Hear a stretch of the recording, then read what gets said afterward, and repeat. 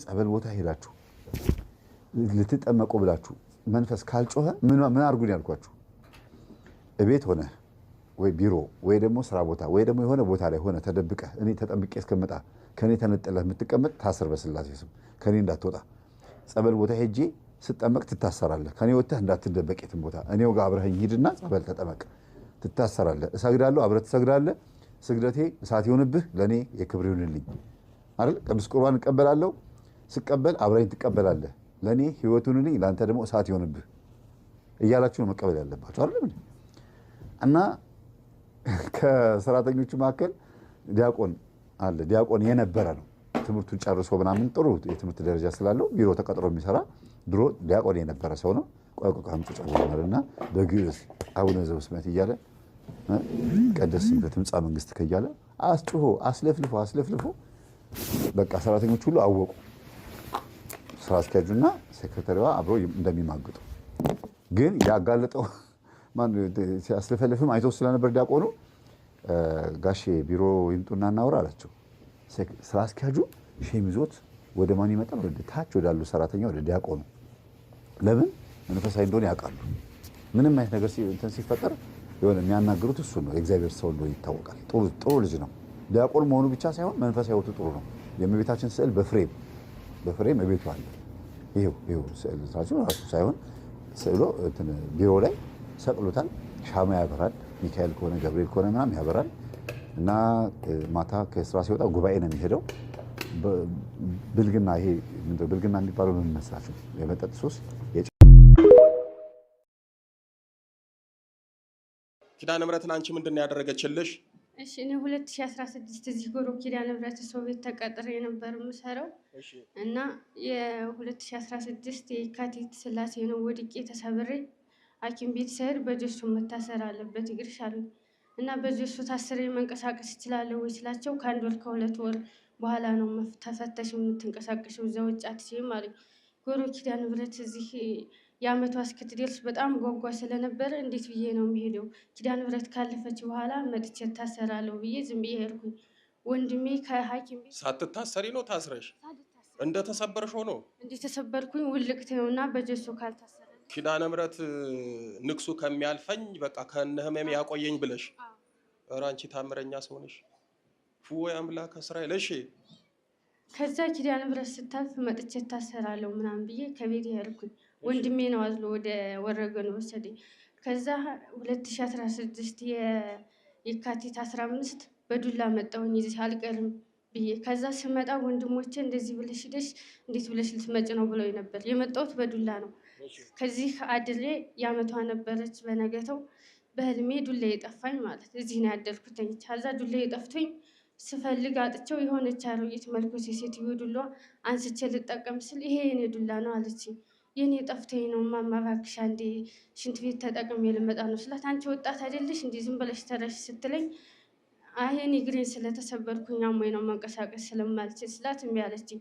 የሆነች ቀጭንዬ ጎረቤ አይቼ ያችን ጎረቤ ይዤ ስንቀሳቀስ ያቺ ጎረቤ ተሰበረችብኝና ምርር ብዬ አለቀስኩኝ። ከዛ ራሷ ኪዳነ ምሕረት በሰው ተመስላ አይደለም ራሷ መጣችና እጄን ይዛ አይዞሽ ተረሽ ስትለኝ፣ እኔ መንቀሳቀስ አልችልም እግሬን አሞኛል ስላት፣ አይዞሽ በፈጣሪ ታምን የለ የሰውም ሆነ የዱላ ምርኩዝ አያስፈልግሽም ተረሽ ብላኝ እጄን ይዛ አነሳችኝና ልትለቀኝ ስትል ኧረ ያዢ ስላት፣ አይዞሽ ብላ ራሴን ይዛ ፈጣሪ ይባርክሽ አለችኝ። እጇን ራሴ ላይ አድርጋ ከዛ ተነስቼ እንደዛ ስትለኝ ለቃኝ ዳንኩኝ። የምር ሀዛ ድኔ እልል እያልኩኝ እያለ የእውነት ነቀሁኝ። እንደዛ እልል የምለው በህልሜ ነው። የእውነት ነቅቼ ዱሌም የእውነት ጠፍቷል። እግሬ ማንኛው እግሬ እንደታመመ እስከማላምነው ድረስ እግሬ ድኖ በዱላ ሄጄ ዱሌን ጥሌ በዱላ መጥቼ ወደ ወረገኑ ሲሄድ አንቺ ነሽ አይደለሽም እያሉ በዱላ ሄደሽ እንደበሽ ልትመጭ ነው ያሉት ቤተሰቦቼ፣ አንቺ ነሽ አይደለሽም በዱላ 1 ሰዓት ተኩል ነው የፈጀብኝ ከወረገኑ አንስቼ እስከ ባጃጅ ተራው ስመለስ በእግርሽ በእግሬ። ያው 1 ሰዓት ተኩል ፈጅቶብኝ ነው ከወረገኑ ባጃጅ ተራ የደረስኩት እና ሲሄድ እንደዛ ዱሌን ትቼ የትኛው እግሬ እንዲታመመ ድረስ እስከማላምን ድረስ እግሬም ዱሌም የምር ጠፍቷል። እግሬም ድኖልኝ ወደ ቤት ሄጃለሁ እና ኪዳነ ምሕረት ያደረገችልኝ ታምር ነው። ወይ ተአምር ነው። እስኪ እንደው እናቴ ተይ እጅግ በጣም ቢደንቅ ተአምር ነው። ራሷ ኪዳነ ምሕረት በህልም መታ የወለቀ የተሰበረ እግር በጄሶ ይታሰር 2 ወር ይቆይ ከ2 ወር በኋላ ትሄጃለሽ ተብላ ያዳናት እምነቷና ጽናቷ ነው። ምን አልኳችሁ? እምነቷና ጽናቷ ለእመቤታችን ያላት ፍቅር። የካቲት 7 ቀን እንደዚህ ሆነች። አሁን ማን ነው የሚያደርገው? እግሩ ወልቆ እግሩ ተሰብሮ ሄዶ ሆስፒታል ይታከማል እንጂ ኪዳነ ምሕረት እናቴ በ16 ትከብራለች ትነግሳለች።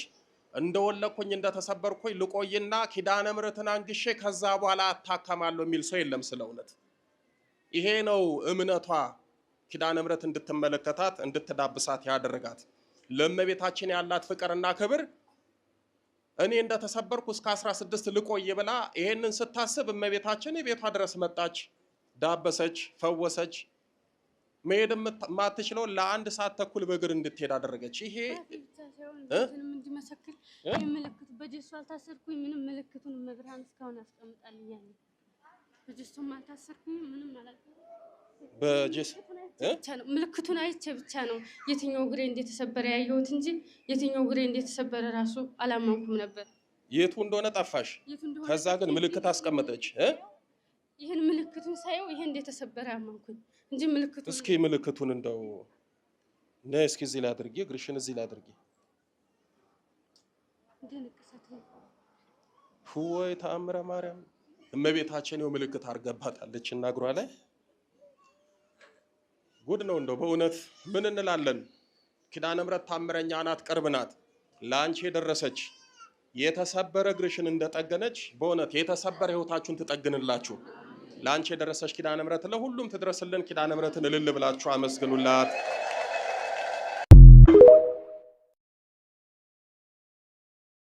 አንድ ዓመት የሚታሽ ነው። በደንብ ገንዘቡ ከነጠፈ በኋላ ሌላ ሰው የሚቀይረው እና እቺ ልጅ በአንድም በሌላ መንገድ በእርግጥ እግዚአብሔር ይናገራል። እሷ ላይ ሆኖ የሚናገረው መንፈስ አንዳንዴ ጥቆማ ይሰጣቸዋል። ልጅቷም ራሷ ስትሆን ተው በእናታችሁ በቃ እባካችሁ አትፍረዱብኝ ብላ ሁሉ ያለቀሰችበት ጊዜ አለ። ተሰብስበው ሲያሟት ማለት ነው። ታወቀባታ በቃ ዝሙት እንደምትፈጽም የሆነ ሰዓት ላይ ማንም አያውቅም ነበር ያልኳችሁ እንደው ታውቃላችሁ። ተኝታ አልተገኘችም፣ ግን ሁሉም እንደሚፈልጋት ይታወቃል። አንዳንድ ጊዜ አባቶች ደውች ልጅ እንደው አንዱ የሚያገባት ይጥፋ እንደው ዝም ብላ እዚህ በቃ እድሜ ልኳን ወንደል እያለች እያሉ ይስቃሉ። የቄሱን ደግሞ ልንገራችሁ። የመነኩሴውን አልጨረስኩትም። ለካ መነኩሴው ምንድን ያደረጉት ወጥ ስሪልኝ ብለዋት ወጥ ተሰራ። ምግብ አብረው መብላት ጀመሩ።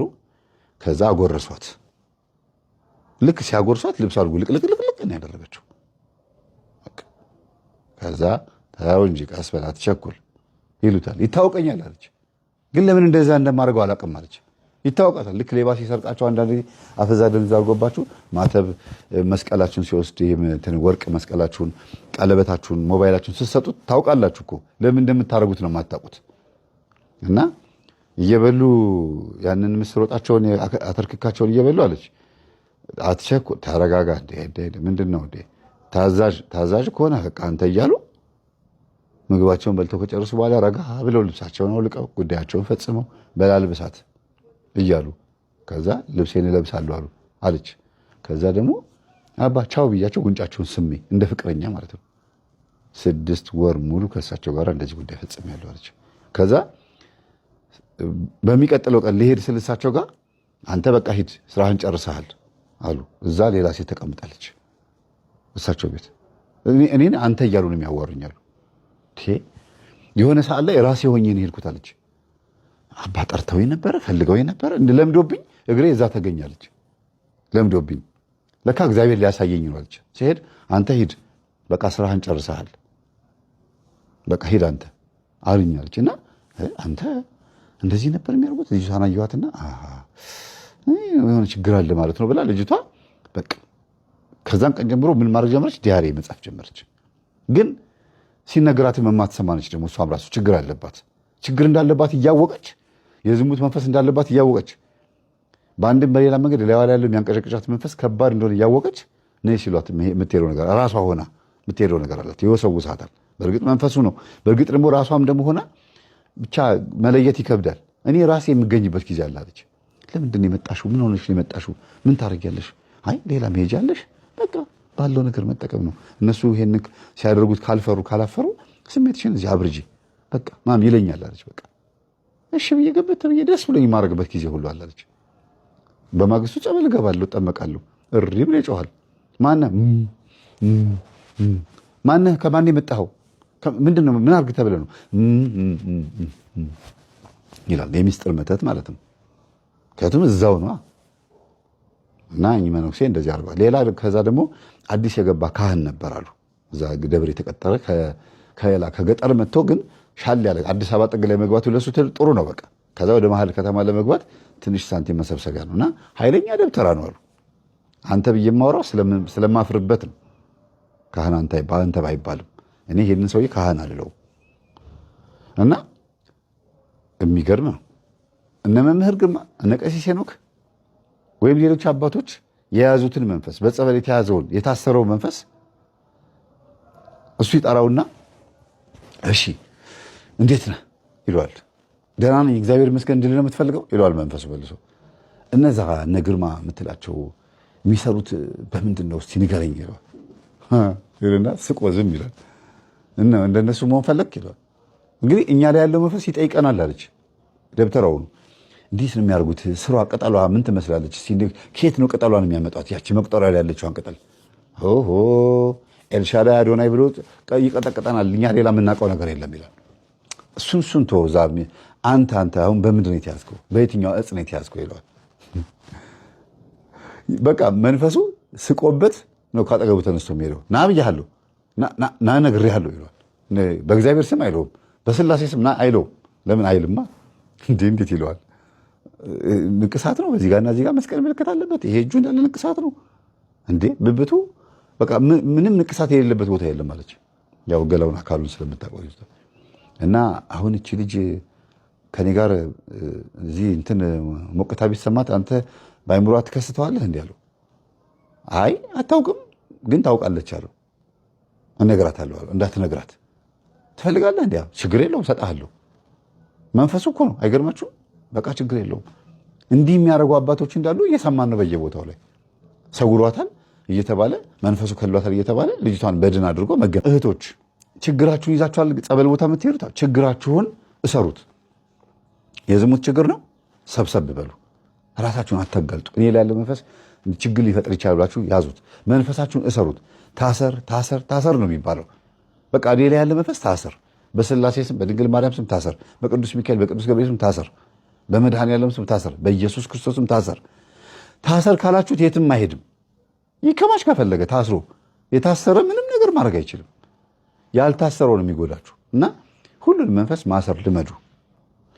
እንደ መጨረሻ አድርጌ የምወስደው እንደ ካህናትና ዲያቆናት በሰንበት ትምህርት ቤት ውስጥ የምታገለግሉ ለጸበልተኞች ያላቸው አመለካከት ምን አይነት ነው? ጸበልተኞች እንደ እብድ ነው የምታዩቸው? እንደ ቢዝነስ ነው የምታዩቸው? እንደ አንድ የገቢ ምንጭ ነው የምታዩቸው? ወይስ ስራ ፈት ነው የሚመስሏችሁ? እናትና አባቶቻቸው ባዕድ አምልኮ የሚያመልኩ ጨሌ እያመለኩ ልጆቻቸውን የሚካድሙ የሚያስካድሙ የነበሩ ልጆች ናቸው እዛ የሚመጡት። ራሳቸው እናቶችም ጭምር ተቸግረው ነው የሚመጡት። እግዚአብሔርን ለመጠጋት ነው የሚመጡት። ያድነኛል ብሎ የሚመጡት። እንዴት ነው እናንተ እነሱ እንደ ቢዝነስ የምታዩቸው? እንዴት ነው እነሱን እናንተ በዝሙት የምትወርቁባቸው? እንዴት ነው ራሳችሁ ማጠብቁት? ይህ በጣም ከባድ ነገር እኮ ነው። ሲሆን ህግና ስርዓት ወጥቶ ወንጌል የሚማሩበት ኮርስ የሚማሩበት መዝሙር የሚያጠኑበት ቢዚ የሚሆኑበት መንፈሱን ፋታ ማሳጣት የሚቻልበት ፕሮግራም መንደፍ ነው ያለባችሁ። ይሄን ነው ልመክር የምችለው። ብዙ አልጨምርበትም። እግዚአብሔር ይሁነን። እውነት እግዚአብሔር ያወጣት ቤተክርስቲያናችን ነው። ሰላሙ ነው። ምክር ሳልመክር አልወጣም። ምክሩ ምንድን ነው? መስሪያ ቤትም ይሁን ትዳር ላይ ይሁን ሰፈር ውስጥም ይሁን የትም ቦታ በአይናችሁ አይታችሁት ወድጄዋለሁ የምትሉት ነገር ከምን እንደሆነ መጀመሪያ ቼክ ማድረግ አለባችሁ። አንደኛ ከቡዳ ነው ወይ ቡዳ ነው ወይ እኔ ውስጥ ሆኖ ያን ነገር እንደወደው ያደረገኝ እግዚአብሔር ነው ወይስ መላእክት ናቸው ወይስ እኔው ራሴ ስሜት ነው? የዝሙት ፍላጎት ነው? የዝሙት መንፈስ ነው? የትኛው ነው ብላችሁ ቼክ ማድረግ አለባችሁ ከመንፈስ አንጻር።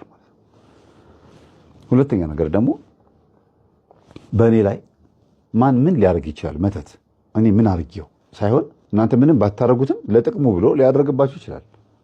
ክፉ ስላደረጋችሁ አለ መተት የሚደረግባችሁ። እናንተ ጋር የሚጠቅም ነገር ተገኝቶ ሊቀማችሁ ሊሆን ይችላል። ልክ ሴክሬታሪዋ እንዳደረገችው ማለት ነው። ወይም ደግሞ የእናንተን ነገር ለማጥፋት ለማበላሸት ለመቀማት ብቻ አይደለም ለማበላሸት ሰው ተንኮል ሊያደርግባችሁ ይችላል። ያ አንዴ የገባው መንፈስ ግን በህይወታችሁ ላይ አብራችሁ ነው የሚኖረው። መስሪያ ቤት ከሆነ መተቱ የተደረገው ወደ ቤት ይመጣል። ቤት ከሆነ መተቱ የተደረገው ወደ መስሪያ ቤት ይሄዳል። ሰፈር ከሆነ የሄዳችሁ ለቅሶ ላይ እድር ላይ ወይ ደግሞ የሆነ ግብዣ ላይ የሆነ ነገር ላይ በልታችሁ የመጣችሁት ወይ ሆቴል ሊሆን ይችላል ወደ ቤት ይዛችሁ ትመጣላችሁ።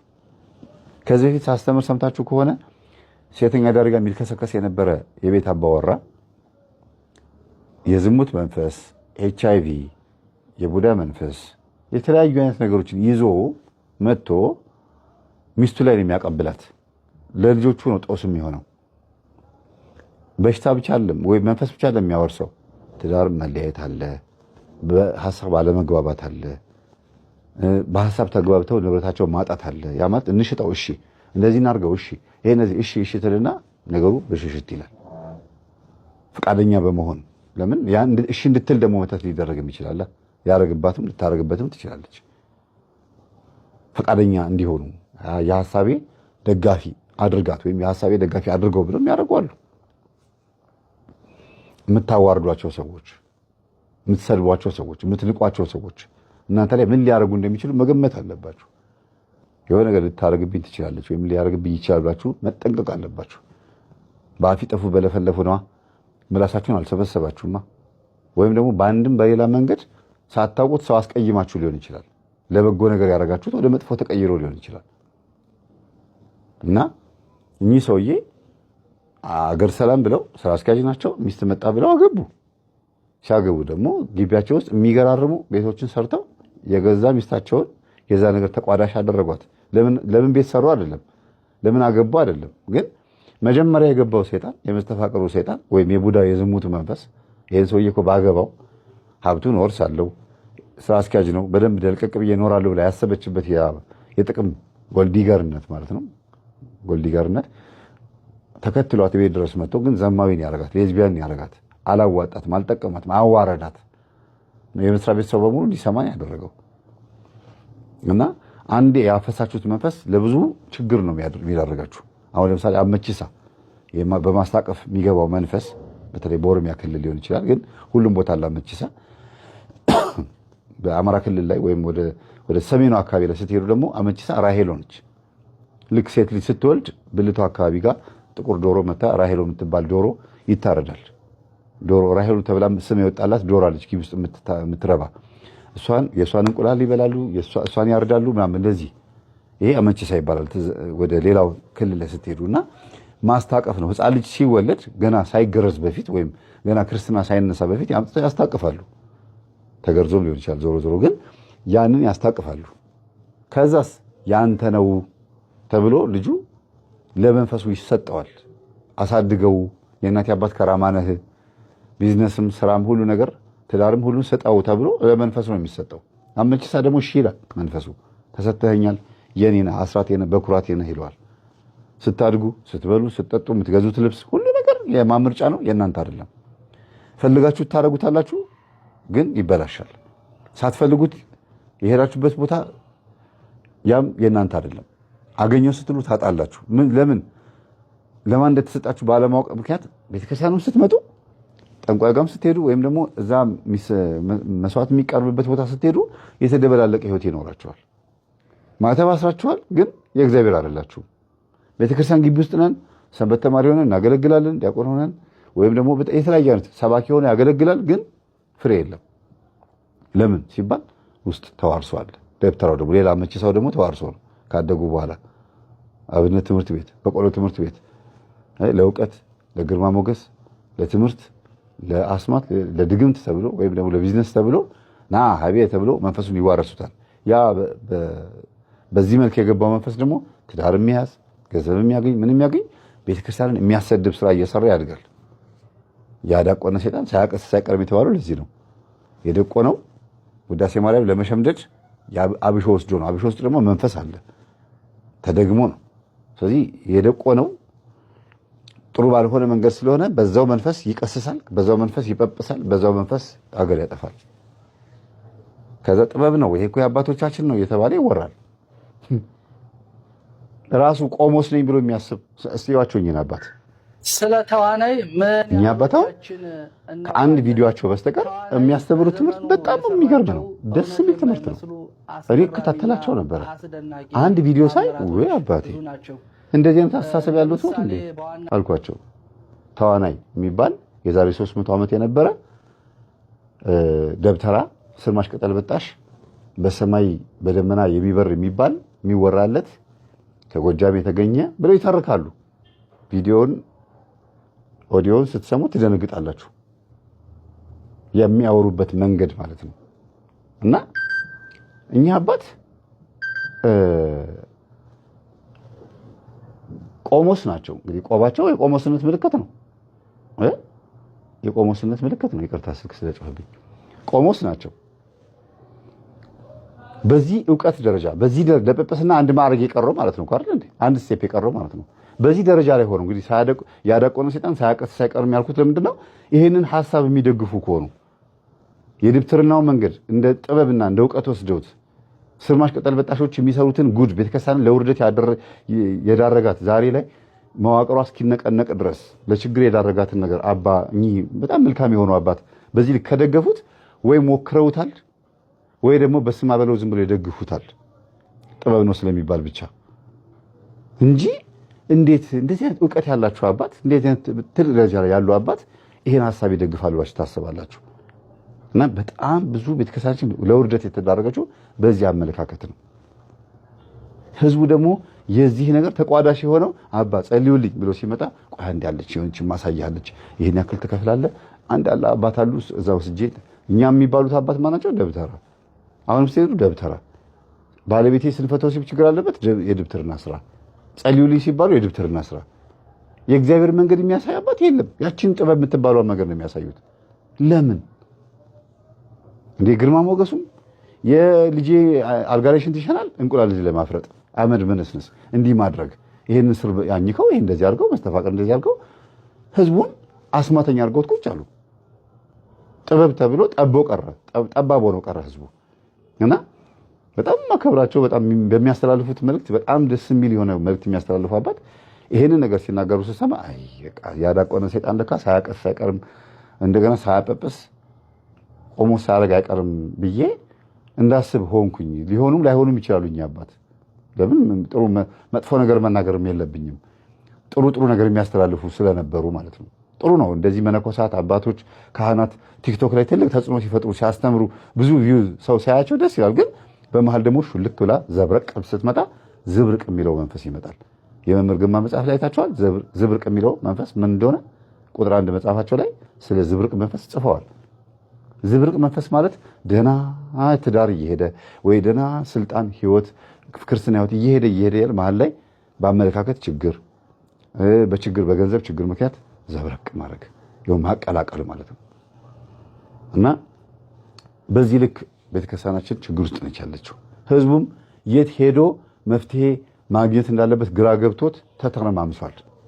ለምን ሲባል እግዚአብሔር በአንድም በሌላ መንገድ እየተናገረ የሰው ልጅ ግን ስለማያስተውል ነው። ኢዮብ 33:14 ላይ እግዚአብሔር በአንድም በሌላ መንገድ ይናገራል የሰው ልጅ ግን አያስተውልም ይላል። እና በጣም ነው ማዝነው።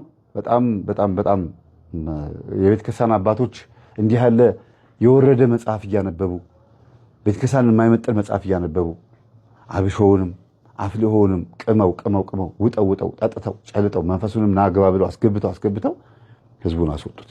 የሁሉ ፕሮቴስታንት የሁሉ መናፍቅ የሆነው ከየት የወጣ ነው? ከኦርቶዶክስ የወጣ አይደለም። በምን ሲባል እውነትም ትክክለኛ ኦርቶዶክስን አውቀዋት ነው አይደለም። በእንቅርት ላይ ጆሮ ደግፍ ነው። ባለማወቁ ላይ እንዲህ ችግር አለብኝ ብሎ ንስሐ ሊገባም ሲመጣ ኢቭን ሙስሊሞች ንስሐ ሊገቡ ቤተክርስቲያን ሲመጡ እንዲህ አይነት ሰዎች አጋጥሟቸው የሚመለሱ ሁሉ ያጋጥሞኛል። ተማሪዎቻችን መካከል ንስሐ ሊገቡ ሊቆርቡ ሲመጡ አይ መምህር እኔ እንኳን ልጠመቅ መጥቼ ነበረ ጥሩ ሰው አላጋጠመኝም ደብተራ የምትላቸው ናቸው መሰለኝ አባት ይሉኛል። በቃ የማይሆን ነገር ይነግሯቸዋል። የብር ቀለበት አምጣ የብር ሐብል አምጣና ልጸልይልህ በቃ ውዳሴ ማረው የለ ቅዳሴ አስቀድስ የለ ንስሐ ገባና ቅዱስ ቁርባን ተቀበል የለ ይሄንን እዚህ ላይ አተኩር የለ ያቺ በቃ ልቺ የጎንዮሽ ልማዷን ያቋራጯል። ታዲያ ቤተክርስቲያንን እያስተዳደሯት በአቋቋሙም በዜማው በጣነ ሞገሩን በምኑም ቤተክርስቲያን እያገለገሏት ያሉት አባቶች መፈተሽ አለባቸው፣ መመርመር አለባቸው። ግማሹ ቅባትና ጸጋ ሆኖ፣ ግማሹ ገንዘብ ወዳድ ሆኖ፣ ግማሹ ዘማዊ ሆኖ፣ ግማሹ ደግሞ በቃ ቤተክርስቲያን ከባድ ፈተና ውስጥ ነች ያለችው። ቤተሰቦች ለዚህ ሁሉ ነገር ግን የዳረጋት ምንድነው? ይሄ ቤተክርስቲያን ተጠግቶ ያለው አጉል ልምምድ፣ በየድንጋዩ ላይ የቆሙ አዝርጥ እያሉ አስማት ይለማመዳሉ፣ ይስቃሉ፣ በአብነት ትምህርት ቤት ይጫወታሉ፣ ምን ይላሉ፣ ለቀልድ ያዩታል። እሱ ደግሞ ገባና ደህና አድርጎ ቤተክርስቲያን ያዋርድልናል። አብነት ትምህርት ቤት ውስጥ ያለ ችግር አስማቱ፣ ድግምቱ።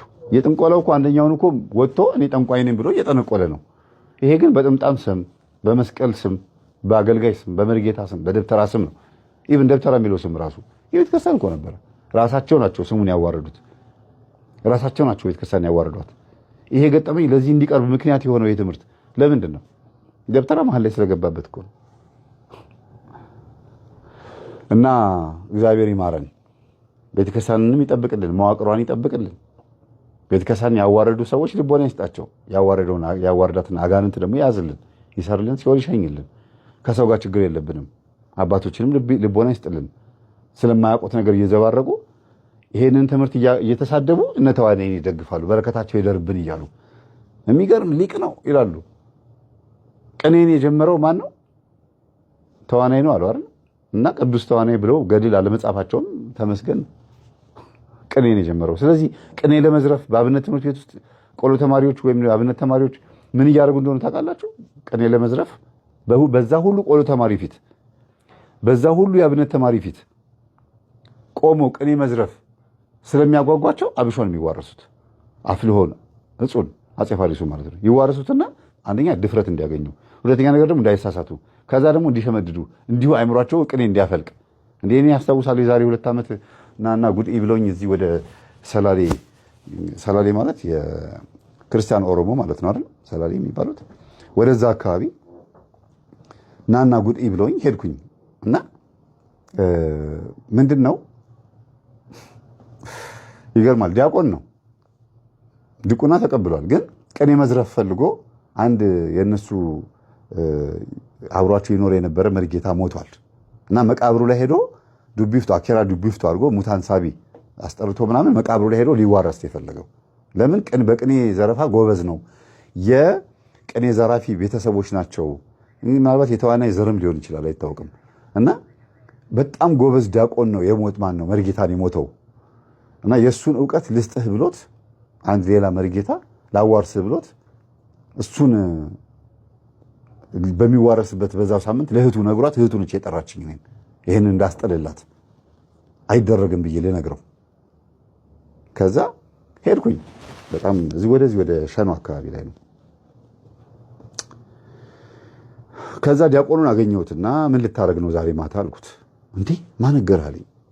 በስልክ ስታወራ እህትህ ሰምታ ነው የነገረችኝ። ግልጽ ነው የምነግርህ። ይህንን መንፈስ ከተዋረስክበት ቀን ጀምሮ ትዋረዳለህ። አኬራ ዱቢፍቱ ማለት ሙታን ሳቢ ነው። የሞተው ሰውዬ ያ ደብተራው ራሱ አይመጣም። የሞተው ሰውዬ መንፈስ ያ ተዋርሶት የነበረው መንፈስ ነው መቃብሩ ላይ ቆሞ በ2 ሜትር ርቀት የሚያናግርህ። እሱን ካየኸው ካናገርከው ቀን ጀምሮ ህይወትህ የተበላሸ ሰዶማዊ ሆነ ነው የምትቀረው። አብዛኛውን ጊዜ ደብተራ ሆነው ስርማሽ ቅጠል በጣሽ ሆነው መርጌታ የሆኑ ሰዎች ሰዶማውያን ናቸው። ይሄን ታውቃላችሁ?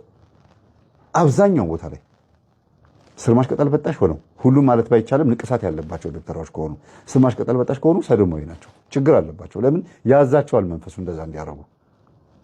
ይሄንን የፈለገ አርጉኝ፣ የፈለገ ነገር አርጉኝ፣ የፈለገ ተሳደቡ፣ ይሄው 80% እውነት ነኝ። በብዙ ቦታ አብዛኛው ቦታ ይሄው እንደ ኮሜንት ጻፉ፣ ራሳቸው ይመሰክራሉ ይሄንን እና ነገርኩት። አኬራ ዱቢፍቱ ወይም ደግሞ ሙታን ሳቢ የሚባለው ይሄ ሙታንን ስቦ የሚያናገረው ሰውዬ ያ የሞተውን ሰውዬ አይደለም የሚያመጣልህ። መጽሐፈ ሳሙኤል ላይም ይሄም አለ። ከሙታን መካከል ሳይሆን ስቦ የሚያመጣው ሰውየውን የሚመስል ሆኖ መጥቶ ይታያል፣ ይናገራልና መንፈሱ ነው የሚቆራኝህ። ከዛን ቀን ጀምሮ ትበላሻለህ፣ ህይወት ይበላሻል። ግድ የለህም አልኩት እና እንደዛ ነው እኮ ራሱ መርጌታው ተነስቶ የሚያናገር ይመስል አይደለም። መርጌታው ራሱ አይመጣም። ይሄ ነገር መጽሐፍ ቅዱስም ቤተክርስቲያንም ታወግዘዋለች። አንተ ከዚህ በኋላ ቤተ መቅደስ ራሱ መግባት የለብህም፣ ይቀስፍሃል ታቦቱ አልኩት። ወጣት ነበር ልጁ፣ የሚገርማችሁ ቆሎ ተማሪው ገና 17 ዓመቱ ምናምን ነው። እና እሺ ብሎ ፈርቶ ተቀበለኝ። ከዛ ግን አብረን ማታ መሄድ አለብን፣ መርጌታውን ያንን ነገር ሊያደርግ ሲሄድ ማግኘት አለብን አልኩት። ኧረ ሰውዬው በጣም ኃይለኛ እንደው ጥበበኛ ነው፣ የሆነ ነገር እንዳያደርግህ አለኝ። እሺ በጊዜ እንሂድ አልኩት። እንደማትመጣ እንንገረው ሄድን። ከዛ ሄድን ማታ 12 ሰዓት ላይ። ከዛ እንዴት ነው መርጌታ? እግዚአብሔር ይመስገን አሉ። ከዛ ማውራት ስንጀምር አሳልሙኝ አይባልም ይፍቱኝ አይባልም እንዴ አሉኝ። አይ አሉኝ፣ እንደዛ ምላቸው አሉኝ፣ እርሶ ጋር እንደዛ ማለት ስላልፈለግኩ ነው አልኳቸው። አሉና ዞር ብሎ እንደዚህ አሉኝና ማለት አሉኝ። ናግባ አቡሽ አልኩትና ሲገባ እንዴ ቤተሰብ ናችሁ እንዴ አሉ። አዎ። እና ዛሬ ማታ እንደማይመጣ ልነግሮት ነው፣ የሚያደርጉትን ነገር ደግሞ ያቆሙ፣ እግዚአብሔር ገስጾት አልኳቸው። ብለው ከት ብሎ ሳቁና ቅዱስ ሚካኤል በይሁዳ መልእክት ላይ ይሁዳ እንደተናገረው ቅዱስ ሚካኤል በሙሴ ስጋ ምክንያት ከሰይጣን ጋር ሲከራከር እግዚአብሔር ይገስጽህ አለው እንጂ ሌላ ቃል ሊናገር አልወደደም ያለውን ይዘህ ነው አሉኝ። አዎ አልኳቸው። በል እንግዲያውስ እንደዛ ከሆነ ሌላ ቃል ሊናገር አልወደደም ብሏልና ሌላ ቃል እንዳትጨምር ውልቅ በል እናውጣልኛል። ከዛ የወሎት መሪጌታ እግዚአብሔር ገስጾት ያልኩት አሁን ከእርሶ ጋር ሳወራ እርሶ ጋር ያለው መንፈስ እኔ ጋር መጥቶ እንዳይተናኮለኝ እንጂ እኔ ቅዱስ ሚካኤል ሆኜ አይደለም። ቅዱስ ሚካኤል ሌላ፣ እኔ ሌላ ነኝ። እኔ ኃጢአተኛና ገና ከእግዚአብሔር ጋር ያለው ሰው ነኝ። በእግዚአብሔር እጅ ላይ ያለው ሰው ነኝ። አቅም የለኝም፣ ግን የሚያደርጉት ነገር ትክክል አይደለም። ጠምጥመው አሁን እርሶ ቤተ መቅደስ ይገባሉ። ሙታን ሳቢ ሆነው ዱቢፍቱ ሆነው አሃ ታውቂያታለሽ እንደኛ እንደኛ መርጌታለሽ እንዴ ተሳሪያታለሽ እንዴ አሉኝ። ኧረ እኔ እንደዚያ ነገር የለብኝም፣ ግን እባክዎትን ይሄንን ነገር እያደረጉ ቤተ መቅደስ ገብተው ከሆነ ንስሐ ይግቡ። እኔ እንግዲህ እንደዚህ ብሎ እንደሞኝ ነው በእኔ ላይ ሆኖ እግዚአብሔር ከተናገራቸው ብዬ ነው። ተናገራቸው ማለት አልችልም፣ ግን ከተናገረ እግዚአብሔር አንደበቴን እኔን ሳይንቅ አንደበቴን ተጠቅሞ ካናገራቸው ብዬ እኮ ነው። ከዛ እህትየዋ ማለት ነው መምህር ምን አጨቃጨቀና አለችና ጉጥ ታጋኝ ዘሪችና ተዋቸው። ምን ማን አጨቃጨቀ? ቤተክርስቲያን ደብራቸው ሄደን ለምን አስተዳደሩ አንናገርም? ስንሄድ ቅጥረኛም አይደሉም ደሞዝተኛም አይደሉም። ለካ እዛ ግቢ የሚገኙት ዝም ብለው ያውደለደሉ ምን እያሉ ምዕመናን የመጥለፍ ስራ የሚሰሩት።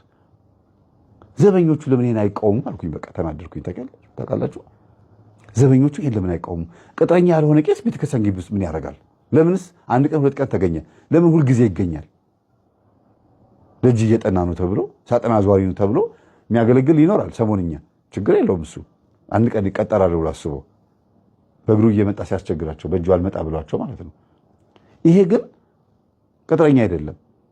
ከዛ አስተዳዳሪው ጋር ሄጄ ተናገርኩኝና እንዲህ አድርጎ ብዬ ስነግራቸው ለማንኛውም እስቲ ሲመጣ እናወራለን አሉኝና ሂዱ በቃ እናንተ እኔ ከእሱ ጋር አወራለሁ አሉኝ። እሺ ብዙም አልጣመኝም እንትናቸው፣ ግን ጥበቃው ጋር መጥቼ እዚህ ቤተክርስቲያን ግቢ ውስጥ ቅጥረኛ ያልሆነ ደሞዝተኛ ያልሆነ ቄስ ረጅም ዓመት ረጅም ጊዜ ምን ያደርጋል እዚህ ቁጭ ብሎ? ጊዜ ማን ነው አሉኝ። ይሄ ሰው ነው አልኳቸው። ፎቶ አንስቼው ነበር ሰውየው።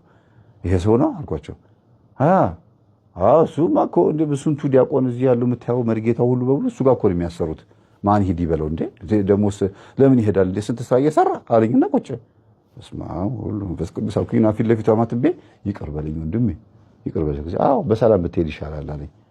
ዞር ብዬ ቤተ ክርስቲያኗን ጉልላት አየሁኝና አቤት ያለብሽ ፈተና አልኩ። በቃ ሌላ ምንም ነገር አልተናገርኩም። ቀጥታ ወደ አገሬ ወደዚህ ቢሮዬ ይኸው መጥቼ ያ ነገር አጋጥሞኛል። ቤተ ክርስቲያን ያለባት ፈተና በጣም ከባድ ነው። ለዚህ ዛሬ ላለችበት ውድቀት ባልለውም ዛሬ ላለችበት ፈተና ለውም መዋቅሯን እንዲደፈር አባቶች እንዲደፈሩ ክብር እንዳይሰጣቸው ክብር እንዳያገኙ ያደረጋቸው የገዛ ተዋርሷቸው ነው። ሌላ ምንም አይደለም። እግዚአብሔር ተጣልቷቸው ነው። ነብዩ ሕዝቅኤል ምንድን ያለው?